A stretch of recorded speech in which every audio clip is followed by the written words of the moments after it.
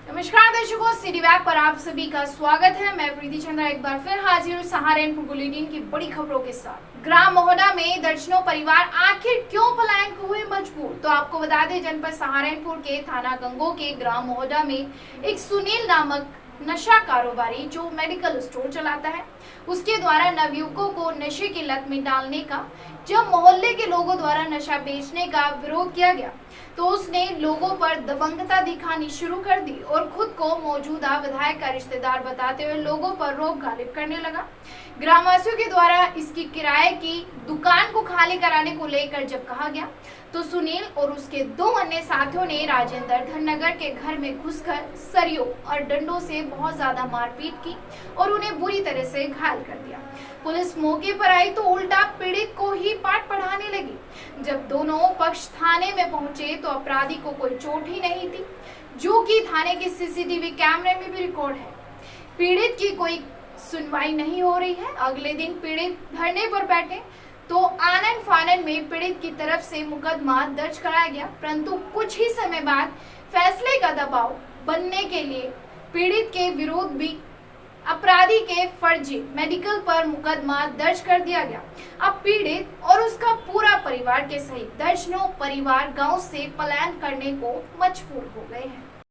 गांव धारकी में जेसीबी से कराई गई नाले की सफाई। जनपद सहारनपुर के गांव धारकी में ग्राम प्रधान रोहित द्वारा नाले की जेसीबी से सफाई कराई गई और सभी ग्रामवासियों से नाले में कूड़ा न डालने की अपील की गई। इसी दौरान नालियों को साफ सुथरा रखने की अपील करने के साथ साथ कोरोना से बचाव हेतु टीका लगवाने हेतु भी ग्राम प्रधान रोहित द्वारा जागरूक किया गया।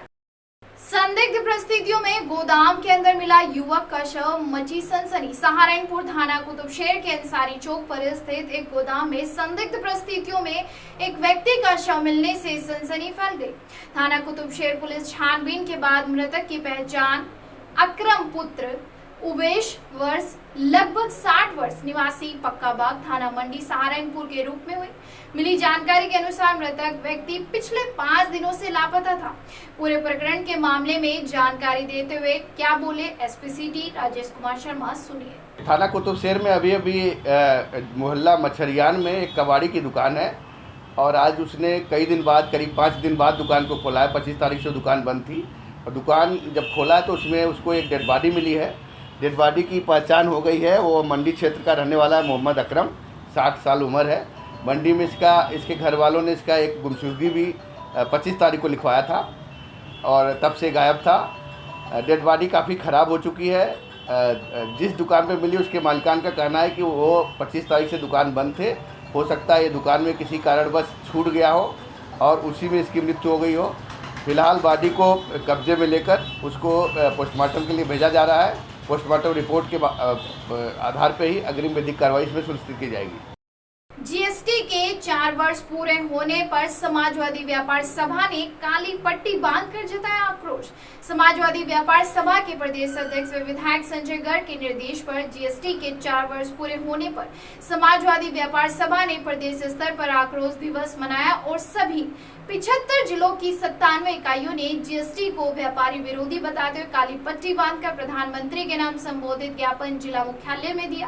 भाजपा सरकार की व्यापारी विरोधी नीयत को उजागर करते हुए क्या कहा, वो भी सुनिए। ये 30 जून और 1 जुलाई 2017 को रात को पार्लियामेंट खोलकर जश्न मनाते हुए केंद्र की सरकार ने सिंपल और गुड्स टैक्स के नाम पर जो जीएसटी लागू करने का काम किया, उसके विरोध में काला दिवस मनाने का काम समाजवादी व्यापार सभा पूरे प्रदेश में कर रही है। उसी की कड़ी में सहारनपुर में ज्ञापन प्रधानमंत्री को दिया गया कि जिसमें मध्यम और छोटा व्यापारी की कमर तोड़ने का काम जीएसटी लागू कर जिस तरह से हुआ है, जीएसटी में जितनी विसंगतियां हैं, इंस्पेक्टर राज जिस तरह से बढ़ा है, जिस तरह से इनपुट टैक्स क्रेडिट का 4000 करोड़ रुपए उत्तर प्रदेश में बकाया है, तमाम तरीके से एक ही गुड्स पे अलग अलग तरह के टैक्स जिस तरह से आयद हैं, ई वे बिल के नाम पर जिस तरह से शोषण हो रहा है, इंस्पेक्टर राज का जिस तरह से बढ़ावा करने का काम किया जा रहा है, महंगाई जिस तरह से बढ़ी है, डीजल पेट्रोल को जीएसटी में दायरे में शामिल नहीं करने का काम जिस तरह से किया गया है, उन तमाम विरोध को देखते हुए आज पूरे प्रदेश में काली पट्टी बांधकर हम लोगों ने, व्यापारियों ने पूरे प्रदेश में विरोध मनाने का काम किया है और उसी की कड़ी में सहारनपुर में भी विरोध प्रदर्शन हो गए प्रधानमंत्री को उस समस्याओं के लिए कि जीएसटी का सरलीकरण किया जाए, इसे 3 स्लैब में किया जाए व्यापारी को राहत प्रदान करने का काम किया जाए, आम आदमी को राहत प्रदान करने का काम किया जाए। कोरोना काल में जीएसटी के अंदर रजिस्टर्ड व्यापारी के लिए 10 लाख के मुआवजे की व्यवस्था करने का काम किया जाए और गरीब और रेहड़ी चालक लोगों को भी मुआवजा देने की काम करते हुए जीएसटी के सरलीकरण की मांग हम लोग की है। जैसे कि व्यापारियों ने लोन ले रखा है, उनकी किस्तों के लिए दबाव किया जा रहा है, उसके लिए ये हमारा यही कहना है। 2 महीने पिछले साल हमने विधानसभा में इस बात का सवाल उठाया कि आपने लॉकडाउन किया जिसकी वजह से व्यापारी और औद्योगिक प्रतिष्ठान बंद रहे, उसके फिक्स चार्जेस अगर आप बिजली के लेने का काम करोगे तो व्यापारी किस तरह से अदा करने का काम करेगा। इसी तरह से जो लोन ऋण बैंकों से ले रखा है उस पर लगातार जो ब्याज का मीटर चल रहा है उस ब्याज को माफ़ प्रदेश सरकार और केंद्र सरकार को करना चाहिए और व्यापारी उस बात से बेनता उत्पीड़ित और परेशान है। उनके साथ क्या करना चाहिए? जो भी लोन की किस्तें लेने आते हैं, लोगों को धमकाते हैं, उनके लिए क्या करना चाहिए? व्यापारी को इस समय लामबंद होना पड़ेगा और कुछ राजनीतिक फैसले लेने पड़ेंगे। अगर राजनीतिक फैसला लिए बिना जिस तरह से तथाकथित व्यापारियों की पार्टी कहे जाने वाली भारतीय जनता पार्टी का समर्थन व्यापारियों ने किया था, उस फैसले को बदलकर जब तक व्यापारी अपना सही रूप दिखाते हुए सड़क पर उतरने का काम नहीं करेगा और उन्हें राजनीतिक जवाब नहीं देगा, तब तक ये लोग इसी तरह से व्यापारियों का शोषण करते रहेंगे। हकीकत नगर स्थित रामलीला मैदान में उत्तर प्रदेश मान्यता प्राप्त विद्यालय शिक्षक संघ के द्वारा निजी स्कूलों की विभिन्न समस्याओं को लेकर हुई शिक्षक महापंचायत, अपनी मांगों को लेकर किया गया धरना प्रदर्शन। इस दौरान पत्रकारों को जानकारी देते हुए क्या बोले डॉक्टर अशोक मलिक, सुनिए। यहाँ हम हकीकत नगर स्थित धरना स्थल पर गए, हम लोग यहाँ बैठे हैं, धरना दिए बैठे हैं। और ये आज ही का नहीं, करीब 1 साल से ज़्यादा हो गया। हमने इससे पहले भी घोषणा की थी, सरकार से आर्थिक राहत पैकेज मांगने की बात थी। मेरा आज बहुत बड़ा सवाल है, सरकार ने 20,000 करोड़ लाख रुपया आर्थिक राहत के लिए जारी किया था, उसका आज तक कोई आता पता नहीं। सरकार के मुताबिक हमने स्कूल बंद किए, सरकार ने स्कूल बंद करने के लिए हमें आदेश दिए, हमने उनके अनुपालन में सरकार के उसको मानते हुए हमने स्कूल बंद कर दिए।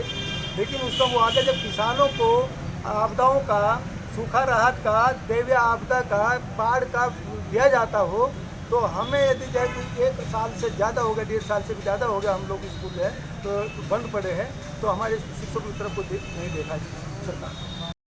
बेरोजगारों के लिए आई खुशखबरी। जनपद सहारनपुर में ब्लॉक स्तर पर सुरक्षा जवान और सुपरवाइजर की भर्ती की तिथि निर्धारित कर दी गई है। 5 जुलाई 2021 से 16 जुलाई 2021 तक जनपद के सभी विकासखंड मुख्यालयों में SIS इंडिया लिमिटेड देहरादून के तत्वाधान में बेरोजगारों को रोजगार उपलब्ध कराने के लिए एक शिविर का आयोजन किया गया, जो कि अलग अलग विकासखंड में अलग अलग तिथि को आयोजित किया जाएगा। भर्ती किस प्रकार से होगी, इस विषय में संपूर्ण रूप से जानकारी दी गई है डिप्टी कमांडेंट रामकिशन ने, सुनिए। मेरा नाम रामकिशन सिंह है, मैं SIS इंडिया लिमिटेड देहरादून का डिप्टी कमांडेंट।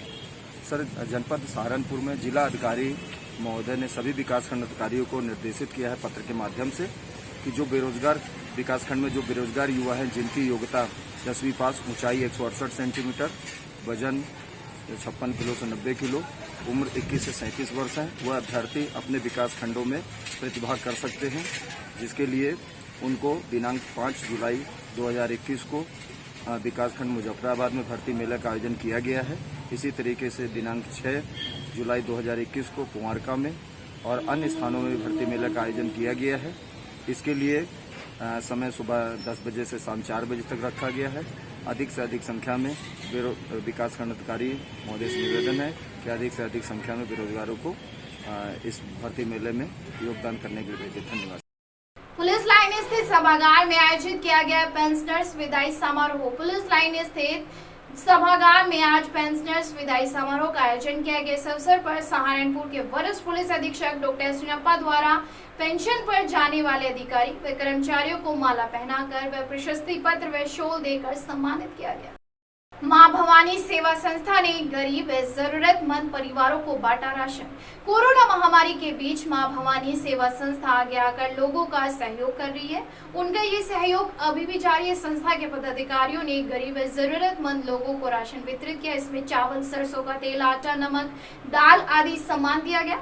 राशन वितरण के दौरान क्षेत्र के सभी बस्तियों में लोगों को टीकाकरण कराने व कोविड-19 के नियमों का पालन करने का आह्वान भी किया जा रहा है। इसके अलावा अलावा इन सभी लाभार्थी परिवारों को कोरोना संक्रमण से बचाव के लिए शारीरिक दूरी का पालन करना, बार बार साबुन से हाथ धोने व साफ सफाई पर विशेष ध्यान देने के लिए जागरूक किया गया। इस मौके पर विजय सैनी, विशाल कश्यप, प्रेमपाल सैनी, हर्ष गांधी, कोमल कुमार कश्यप व संस्था के अन्य लोग शामिल रहे।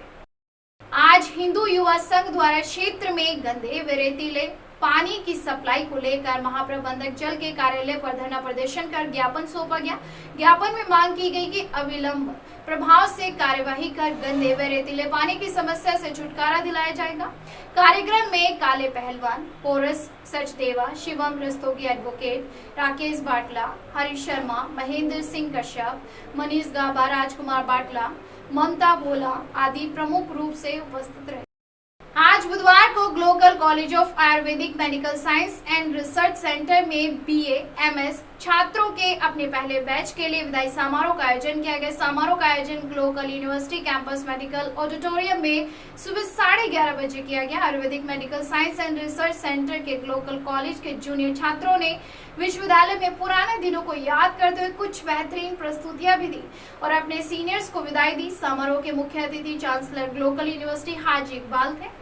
इस अवसर पर प्रोफेसर डॉक्टर सैयद अखिल अहमद, कुलपति global university doctor Satish Sharma, professor vice chancellor Nizamuddin, registrar dean, छात्र कल्याण विभाग अध्यक्ष, प्राचार्य, संकाय सदस्य व छात्र उपस्थित थे। सहारनपुर से जुड़ी हर खबर पाने के लिए यूं ही देखते रहिए सिटी वेब। अगर ये वीडियो आपको पसंद आए तो प्लीज ज्यादा से ज्यादा लाइक एंड सब्सक्राइब करना बिल्कुल मत भूलिएगा।